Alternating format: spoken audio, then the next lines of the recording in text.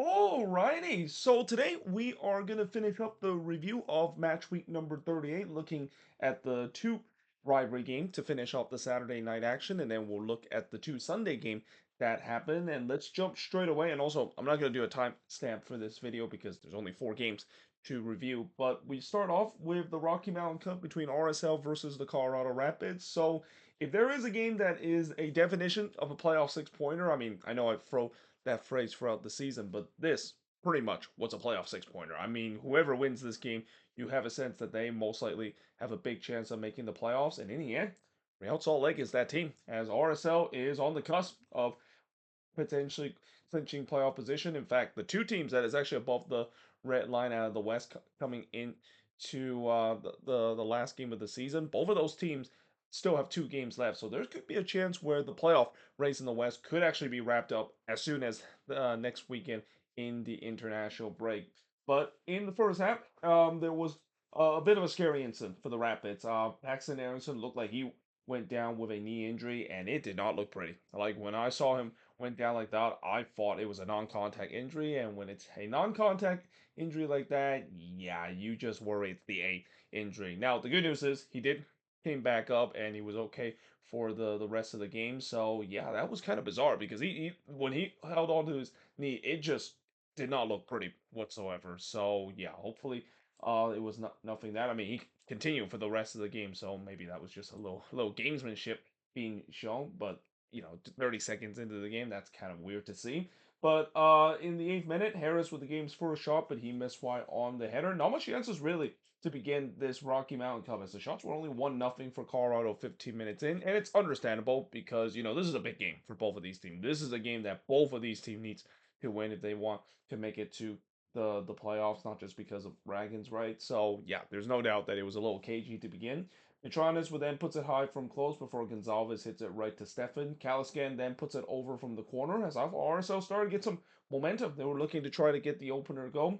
Aronson would hit it right to Cabral in the 32nd minute, but then the 39th minute, RSL takes the lead as Gonzalez would score from Cruz and Catranis to give RSL a 1-0 lead. And yeah, you kind of sense that was coming because RSL were the better team ever since they started to create some sustained pressure. And just like that, it paid off. They were up 1-0 heading into halftime. Now in the second half, Atencio would head it wide in the back post before Maxo had a free header there, an empty net, but he hits that one high. Yeah, that is one that Maxo will want to have back. I mean, I know he's a center back, but when you're a center back, and especially from that position like that, yeah, that has to go into the back of the net. And I even said it. Maxwell wants that back. Carl, though, I thought they did a good job in terms of really showing things up. I mean, they had to. I mean, Chris Armas, he's probably telling his guys that this is the season for them. Like, if they don't win this game, they are in a very bad position heading into decision day where they could actually even be eliminated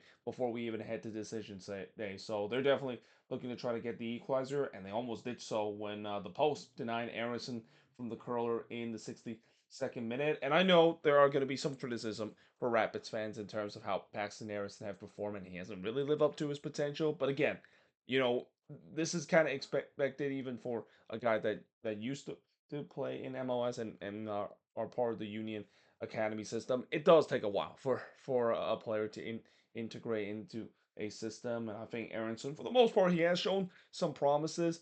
It's just that he needs to produce and needs to definitely show that on the stats number because he could look good on the pitch and definitely has the potential to produce, but until the stats doesn't back up, then yeah, I can kind of understand why Rapids fans are a little disappointed in terms of the production that Aronson has put so far. Clearly, has not replaced the production that Mihailovic had with this Rapids team.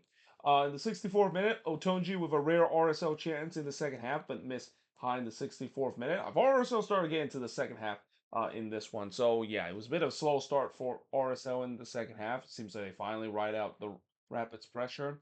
Though I said that, but Colorado was pushing late again. Aronson would have a shot that was deflected and goes high before Cabral denied Yappy in the front post as the Rapids were throwing the kitchen sink. Like they have to, knowing that even a draw in this one could be vital for their playoff chances. RSL was just holding on for dear life to not only get this massive Rocky Mountain Cup win, but also potentially one step closer of clinching playoff position. Bassett has the last chance for the Rapids, but he hits one right to Cabral. But yeah, in the end, RSL they get the win in this one, and I believe they also get the Rocky Mountain Cup win as well, if I'm not mistaken. But most importantly, they are in a very good position now to make it to the playoffs. I mean, I'll say about Dallas as well. Both of these teams, as long as they win their game in hand, which is going to be happening next week during the international break, both of them will clinch playoff position. The shots of this one, 11 shots for the 17 that the Rapids had, 3 shots on goal for the 4 that RSL had, 3 shots off target for the 4 that RSL had, 8 shots on block for the 3 that RSL had, and possession-wise, 51% possession compared to the 49% possession the Rapids has in this game, and the Rapids are basically praying that both of those teams does not win during the international break. They are definitely in a little bit better position in terms of below the red line compared to another team that I'll talk about in just a bit. That I'm pretty sure they're only still alive just by merit and not really. I'm not going to give them too many chances in terms of making the playoffs, but yeah, the Rapids will need help badly. They will need help next international break, and then they'll probably need help again heading into to decision day. And that in that decision day game, they'll have to win that game and hope that either RSL, Dallas, or even the San Jose Earthquakes stumble on the final day of the season to make it to the playoffs. Now, moving on in terms of the next match, and now talk about the Cascadia Derby to finish up the Saturday night action. And again, I don't know if I mentioned this in the preview. I'm so glad that this game kind of was a standalone game. I mean, it wasn't exactly because both of these games was kind of overlapping each other for a bit, but I always think that the Cascadia Derby should be a standalone game. In fact, I probably think that this should have been the Sunday night soccer game, if not this one, as well, because of so much stake that it is in terms of the playoff race. But in this game between Seattle and the Portland Timbers, so coming into this game, both of these teams desperately need a win, not just because of getting the bragging rights, but they need to get some momentum heading into the playoffs because both of these teams are not doing very well when it comes to their run of form. And in the end, the Sounders were able to do so in this one. Though in the first half there was a shot for a handball for the Sounders not given. They were on the front foot early on. They were looking more like the more lively side. Keep in mind, Seattle has not been the Portland Timbers in the Cascadia Derby at Lumenfield in quite some while. So I have a feeling that, not only the Sounders want to change that, but I'm pretty sure Brian Schmetz are kind of tired of seeing his team losing in the Cascadia Derby at home. I think even the fans are probably tired of seeing that as well. So yeah, the players definitely responded well. They were definitely looking the more lightly early in this one. De La Vega would then hit it right to Crepeau, but that goal wouldn't have counted because there was actually a handball in the development of play. But what did count was 6 minutes later with him scoring as De La Vega gets on the score sheet from Rodon and Fira to give the Sounders a 1-0 lead. Morris then looked to get another, but he hits it right to Crepeau. And again, it's been all Seattle up to this point. It just feels like they wanted more in this one. The Timbers, they have not show up whatsoever. And I mentioned about Seattle, their struggle post Leeds Cup.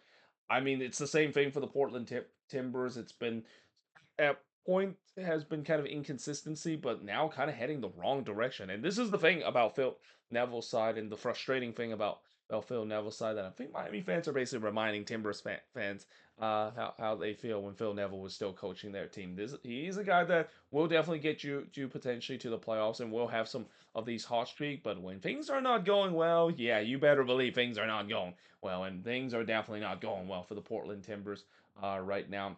Mascara would then roll a weak shot right to Fry in the 24th minute before Ferreira would puts one high from long range. Morris then had a tap in there, but Kamal Miller was there in a vital moment to broken this one up. What a game this was for Kamal Miller, a guy that he has had his fair share of criticism in terms of being one of the weak link at the back for the Timbers, but he was immense in this game. There was so many times where he broke a crucial moment that the Sounders probably could have got more than the one goal that they had if it wasn't for Kamal Miller with some vital intervention like we saw in this one. But there was no doubt that Seattle was threatening to get some more. The Timbers backline is just scrambling. Like up to this point, you just kind of had a sense the longer this goes, it seems like it's not going to be very far before the Sounders get that second goal. So Fry had to make a save here to deny DaCosta from long range before Crepeau on the other end denied Rothrock from the near post. Morris then heads it wide from the free kick, and despite all the pressure that the Sounders have put It's still only 1-0 in favor of the Sounders heading in to halftime. And I think that was maybe kind of the message heading into the second half of the Timbers because I thought the Timbers played a little bit better in the second half. And the fact that, yeah, as bad as they play in the first half, they still have a chance in this one. De La Vega would then puts it high from long range in the 47 minute. 2 minutes into the second half, I thought the game started to become wide open. And I guess maybe that's kind of what the Timbers wanted to do. They want to make the game wide open. They weren't able to get in any transitional moment whatsoever in the first half. They were kind of pinned deep in their own half for most of the first half. Kelsey would then puts it wide as the flag went up, and I thought Fry got away with this one here because yeah, he didn't get to that one in time and was very fortunate the flag came up because of offside, because if that didn't happen, I think Kelsey probably should have buried that and the game was all tied up at one apiece. Valde would then cross it wide from long range. The Timbers, no doubt, was knocking on the door, and they definitely have been the better side in the second half. Feels like Phil Neville make the right adjustment in the second half to get his team really into this game. Though Crepeau did deny Muswaski on the doorstep of goal, and then Rothrock puts it wide off the deflection in the 80th minute as the Sounders started to regain the control a little bit. I mean, they kind of lost that control in the beginning of the second half, and now they're looking to try to put this away. Valde would then hits it right to Fry in the 83rd minute before Muswaski puts it into the side netting from close range. Mora would then hits it right to Fry in the third minute of stoppage time, but then in the fifth minute of stoppage time, we see Albert Rusnak getting his marching order, and yeah, I didn't even have to wait for the VAR call to finish before I even just put Rusnak's going to get sent off, because when I saw that challenge, I only got one look of it, and yeah, I knew that was going to be red. Like, that was a studs up challenge on that Rusnak put on Omer Fernandez, and yeah, that is always going to be a red card, and rightfully so. So yeah, the Sounders were down to 10 men. The good news is it happened really late in this game, where yeah, if you're going to go down to 10 men at one point of the game, do it at least in the very last minute. That doesn't have too much impact in this game. Although Valde did have a chance really late to try to tie it for the Timbers, but he hits it high from close range. But yeah, in the end, the Seattle Sounders. It's been a while since I've said this. When they're playing against the Portland Timbers at home, but they get the Cascadia Cup win against the Timbers at home. The shots in this one, 10 shots for both of these teams. 3 shots on goal for the 4 that the Timbers had. 4 shots off target for the 3 that the Timbers had. Both teams had 3 shots that was blocked, and possession-wise, 51% possession compared to 49% possession the Timbers has in this game. And let's see whether or not, if this maybe gives some momentum to the Seattle Sounders. Usually, when we see in the past with Cascadia, Darby, whoever wins the game will always tends to have that momentum riding for the rest of the season. And in the case of the Sounders, they're hoping that that, of course, is the case. But unfortunately, the loser of the game, they're not going to get too much momentum. And for the Timbers, as I said before, yes, they make it to the playoffs, but it feels like it's going to be like what we've seen before with this team. It feels like they're going to back their way into the playoffs, going to have a first round exit, and that is not going to please any Timbers fans whatsoever. This fan base want to have some playoff success. This team has barely tasted playoff success. I mean, besides that one good MLS Cup run that they had in 2021, they have not tasted a lot of playoff success in the last couple of years. It's been multiple first round exit, and it feels like they're pointing to that direction again with the way that they just have not looked good. They do not look like a team that I think could go deep in the playoffs with the run form they've been on since the Leeds Cup finish. But with that being said, I am actually now just going to manually change the board here. Because why not? I don't need to change the board by stopping the video, especially with the fact that there's only 2 games to talk about. But now we're going to talk about the Sunday game, that is. Let me just make sure that it's not too blurry on the camera. Nope, it's not. So, yeah, let's talk about the Sunday game. And we start off with the first Sunday game, which is the Vancouver Whitecaps versus the San Jose Earthquakes. And I knew it. I knew this was going to happen. Like, honestly, if you're a fan of the San Jose Earthquakes, as I've been since 2013, you knew last week that was an absolute caught tease that the Quakes just put. I knew that win against San Diego was complete false hope. I knew that was something that I've seen what this team does. Give me false hope, thinking that maybe they're gonna make the playoffs, and then this game happens. So in the first half, Vancouver was on the front foot early. Priso would clear a Rongo header off the line there, and what a clearance that was from Ralph Priso. That looked like it was going to be headed in, especially Rongo put a powerful header there from the corner. Daniel then denied Muller as he pushed that one onto the post. So both team having some good chance inside the first 15 minute before in the 12th minute, Lumi would hit it right to Daniel as the flag went up. So yeah, obviously that wouldn't have counted even if Lumi puts that one in. That also came off a bad turnover from the Quakes as well. So yeah, that is not what you want to do when you're playing against Vancouver, and very lucky that the Quakes got away with that one. Berhalter would then pulls it wide from long range. The Whitecaps were definitely gaining some steam, looking to try to get the opener. Ahmed would then hits it right to Daniel in the 18th minute. The shot surprisingly was 4-1 in favor of the Whitecaps. It definitely didn't felt like it. It felt like there was probably more shots for the Whitecaps with the way that they really dominate the first 18 minutes of this game. But in the 29th minute, Daniel prevented an own goal with some cat-like reflexes as well. And yeah, it feels like this is kind of like the last game all over again. I mean, Daniel once again bailing out this team and this non-existent the defense that the Quakes have has. But unfortunately, in the 39th minute, he couldn't bail out his defense in this one as Illumi would score from Berhalter to make it 1-0 in favor of the Whitecaps. He then looked for another not long after, but he flashed that one wide. There was no doubt Vancouver was hungry to try to get another, and yeah, the Quakes defense, yeah, it's unraveling again. I've seen this story before, and it's not just the fact that they struggle in terms of dealing with transition. It's just simply the fact that when they try to defend against this Whitecaps team, I mean, this Whitecaps team, they just kind of not only show their patience in terms of picking apart this Quakes defense, but at times it was pretty easy for them to pick apart this Quakes defense because of how disorganized this defense has been throughout this game. Now we do head to halftime with Vancouver leading 1-0. In the second half, Martinez will have a shot that was deflected and goes high as the flag went up. That also came off of a bad turnover from Vancouver as well. So I mentioned in the first half the Quakes turned the ball over in a bad spot, almost came costly if it wasn't for the flag. It seems like now Vancouver gets that luck, the fact that they were fortunate that they didn't give up a goal after turning the ball over in a bad spot as well. And then there was some nervy moment for Whitecaps fans. So, Whitecaps fans know that this season they've been dealing with back-breaking injury to some of their key players, especially in the back line, and they thought they were going to deal with another back-breaking injury with Andre Kubas. Looked like he went down with a dislocated shoulder. They did try to pop his shoulder back in, and it looks like it was successful, and he actually was able to continue for another 15 minutes or so. So yeah, very lucky that of course is the case.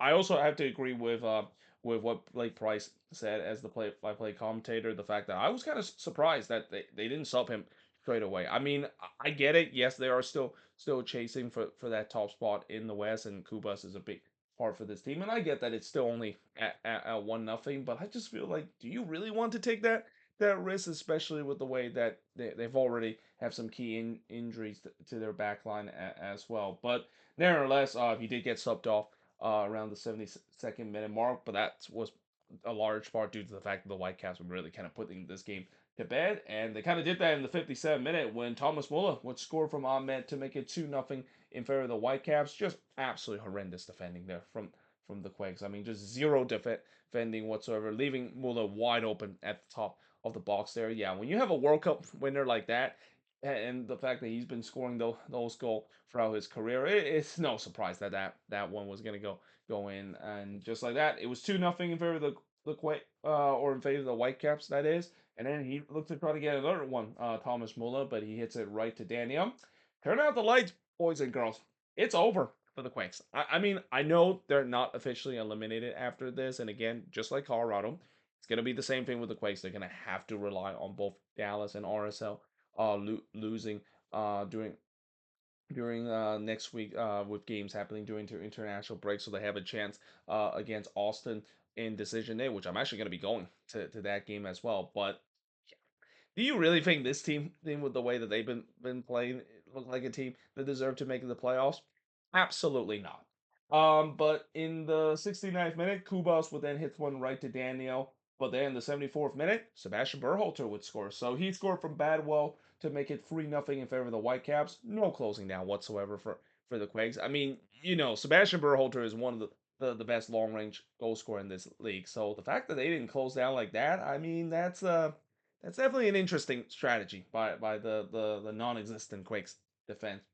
But there was also a great ovation when Ryan Galt returned from league play. He actually returned from this Whitecaps team in the midweek game in the Canadian Championship final against CPL side Vancouver FC. But this is, of course, this is his first game back into league play, and that's always great to see. I mean, there was definitely a lot of question whether or not if Ryan Gaul was going to be playing another minutes, especially with the injury that he suffered early in this season, which to this day I still don't know exactly what kind of injury that he suffered. I mean, I know it was a knee injury, but I don't know if it was kind of like a torn ACL or something. Vancouver never really disclosed it. They just say it's an undisclosed injury, but great to see that he's back on the pitch. And I mean, we already know that this team has some dangerous weapon with the likes of Brian White, Jaden Nelson, and Thomas Mullen. Now you bring back Ryan Go and him potentially be healthy when the playoffs begin. Good lord, this is going to be a really scary attack. This is going to be a team that looked like a wagon again, isn't it? Heading into playoff time. But in the 88th minute, Rios would then hits it right to Danielle before Takaoka denied Orongo on a rare quick chance there. But just a couple of seconds later, Bolaru would get a consolation goal as it was a goal that kind of came off of a deflection and goes in. And then Takaoka would deny Ricketts from close range. It was too little too late for the Quakes. I mean, I knew that they weren't going to come back from this game. I mean, I knew that even when Thomas Muller scored that second goal for the Whitecaps, I knew this game was done because yeah, the Quakes are not going to show any sort of comeback. They haven't done a lot of that throughout the season.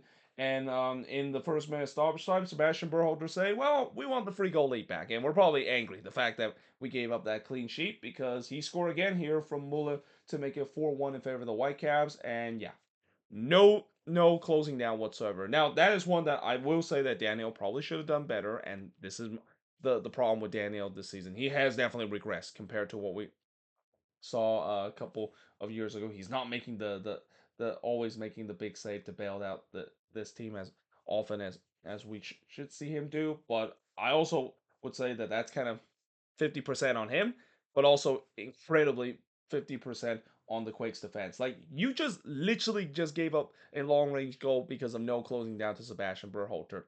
The fact that they didn't they saw that earlier in the game and they decided to not do it again for the second time. I'm sorry. This team is done.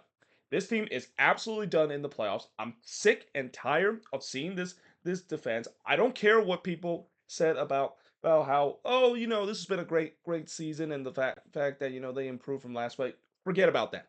I'm tired of seeing this team. I know I said that I am probably gonna go to that Quakes versus Austin game because I have tickets for that game, and I'm probably still going to do so. But will I really pay attention to that game while keeping an eye on other games that is happening? I mean, I might do that as well because honestly, I'm just I'm when I saw that go in, I mean, I knew the game was over, but that just not only pissed me off to a point where I just feel like I don't even want to watch this team play for the rest of the season, and that I don't care if they were better than they were last season, and I also don't care the fact that this team probably isn't not playoff ready, but the fact that I'm still seeing these defensive mistakes that is very similar to last season as well. That's absolutely unacceptable, and it's that kind of goal and the goals that we seen gave up in this game is the reason why I just don't see them. I don't think the Quakes are going to make it to the playoffs. If they do make it to the playoffs, I don't think they're going to survive their either way. So yeah, I just think that really it's getting to a point where I'm actually asking RSL and Dallas to do do do me and also a lot of Quakes fan a huge favor, and that of course is win both of their games so they can put this season out of the misery. I mean, yeah, there's going to be a lot of things. I'll definitely talk about this team in the moving forward series, and yeah. Anyway, I hope you enjoyed my little mini rant that I had in this in that moment. But the shots in this one, 18 shots for the seven that the Quakes had, 10 shots on goal for the four that the Quakes had, no shots off target for the three Vancouver has. Both team had 4 shots on his block and possession wise, 57% possession compared to the 43% possession that the Quakes has in this game. And by the way, Vancouver still have a chance to finish the top spot as well, though I don't think they control their own destiny in terms of finishing the top spot because the team that control their own destiny is the team that will top out next, which is LAFC and Atlanta United. And I gotta say, I gotta give Atlanta credit in this one. They didn't roll over in this one. This was a game where I thought this was going to get ugly. I thought that LAFC was just going to absolutely dog water Atlanta in this one, but Atlanta, they did a good job in terms of not rolling over. And I know, moral victory after a tough season like that is something that maybe Atlanta fans don't want to hear about, but I do think that this is kind of a little bit of a moral victory, though I think it's also a big part of the fact that, yeah, LAFC, this was another one of those games where they had problem in terms of finishing at home. This has been a problem for them at home this season, and while they got away with it this time by finally scoring that late goal, I mean, that's got to be a little bit concerned if you're an LAFC fan, seeing that the fact that they have had these kind of problem at home where they're not showing their clinical finishing, and especially the fact that I think Atlanta also kind of maybe show a little blueprint in terms of how to beat this LAFC team, and the blueprint to do so is simply stop the LAFC transition. If you can stop the LAFC transition and at times even try to contain both Son and Bawanga, which is easier said to be done, you have a big shot in terms of winning the game or keep LAFC in check for most of the game. Now, in the first half, Bawanga with the game's first shot, but he missed wide there before he puts it wide on the free kick, as LAFC definitely started to get some chances, but the shots were still only 2-0 early on in this one. Heber then denied some, but then gave up a rebound there, and it actually falls to Bawanga, who puts it right back to Hebert. So yeah, Hebert kind of got a little fortunate there when he gave up that juicy rebound, but he redeemed himself by making the save there on Bawanga, and then he tipped Palencia's shot over. And besides that nervy moment for Hebert, he was pretty good in this game. And I said this before in the Moving Forward series about Atlanta. I've been very impressed of how Jaden Hebert has played. Yes, he does still make some mistake, but that's kind of expected. I mean, he's a very young goalkeeper. A young goalkeeper like him is going to make those mistakes. But the fact that he hasn't really made as much, and the fact that there's definitely some maturity that's shown in his game. Who would have thought that that Atlanta finally found their replacement for Brad Guzan? I mean, they've been looking for a long time now, and who would have thought that a guy for them in terms of a replacement and a potential good replacement for Brad Guzan was literally right under their nose in the super draft pick that is Jaden Hebert. Speaking of which, LAFC was definitely pouring the pressure, but the question is, can they solve Heber or can they solve Heber in this one, because he was definitely on his game, and if he can continue to play like this, there could be a chance where he could even be in the discussion of the Canadian national team as well, especially with the goalkeeping situation with the Canadian national team. I wouldn't be surprised he might be closer in the discussion than what people think they are. I mean, I know in the Canadian national team goalkeeping situation, obviously you got Crepeau and Dane Sinclair as being the 1-2, but the third choice, that's a big question mark with this Canadian team, and Heber can definitely join into it, especially the way that I really think he has looked really good at since he's pretty much virtually replaced Brad Guzan in the latter part of this season.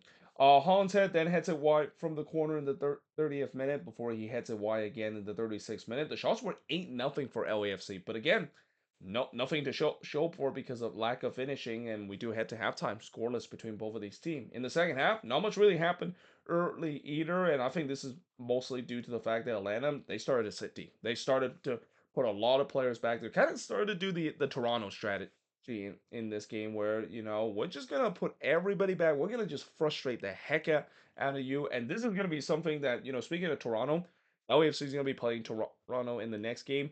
Boy, oh boy, I wonder how that's going to work out. If LAFC had trouble in this game in terms of solving this low block against Atlanta, because that is exactly what Toronto does to opposition. They suffocate team when it comes to the low block and the negative style that they play, and I'm very interested to see on Wednesday that, even though, as I said, they do still control their own destiny in terms of winning the West and finishing at first place, will we see the problem rise again, where the fact that there's been times where they have had their issue in terms of breaking down a low block. Though in the 57th minute, Hebert would absolutely rob Hollinshead on the back post. Yeah, Ryan Hollinshead, he cannot believe it. He was really snake bitten in this game. But Schleich would then have a rare chance for Atlanta, but he hits it right to Lloris before Hollinshead had a free header there from the corner, and he missed it because, like I said, he was sniping in this game. But I also thought that, yep, is this going to be one of those nights for LAFC? We've seen this happen before at home, where they just cannot show their clinical finishing. And before I say that, Schleitz almost scored for Atlanta to give them the lead, but the post denied him off the deflection. But as we head to the latter part of this game, looked like this game was gonna finish scoreless. Bawanga comes to the rescue. So he scored here in the 86th minute to make it 1-0. Definitely took a while, but I think LAFC fans are probably relieved the fact that, they've seen this story before and usually it doesn't have a happy ending. At least this time it does kind of have a happy ending of Bawanga finally scoring here to break the deadlock. And then he tried to make it 2-0 here and probably should have been. I mean, I understand that he was kind of being unselfish and want to set up Sung as well. I mean, that Bawanga and Sung combination has just been so deadly during this winning streak. But yeah, I think he was probably better off of trying to take it on his own. But I can understand trying to be unselfish, trying to give Sung a goal himself, but he just completely mishits that pass. Heavy not mishit that pass, Song would have made it 2-0. It was virtually a tap in for Son to finish there. But nevertheless, LAFC does still get the 1-0 win in this one. The shots in this one, 15 shots for the 3 that Atlanta has. 1 shots on goal for the 4 that LAFC had. No shots off target for the 7 that LAFC had. 4 shots that was blocked for the 1 that Atlanta has. And possession-wise,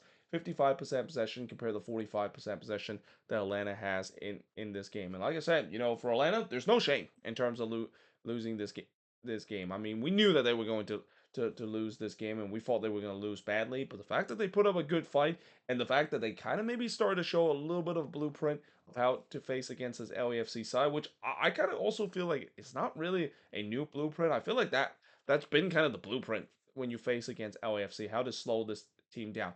All you need to do is just make sure they don't go on the transition too much. Make sure you stay disciplined on the defensive shape, and you can definitely have a chance to slow down this LAFC team. Now, obviously, that's easier said to be done, and not every team are able to do so. But I'm very interested to see in that midweek games that we're gonna see between LAFC and Toronto.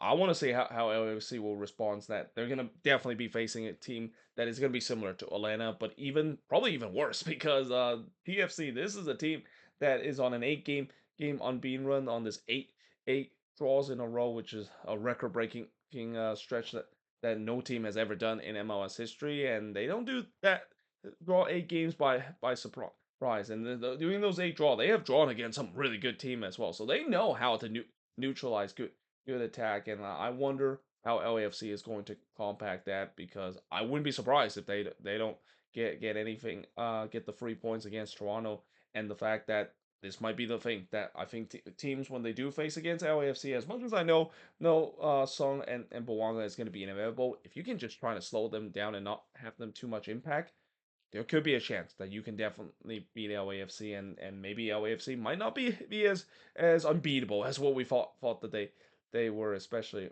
in the midst of this 5 game winning streak.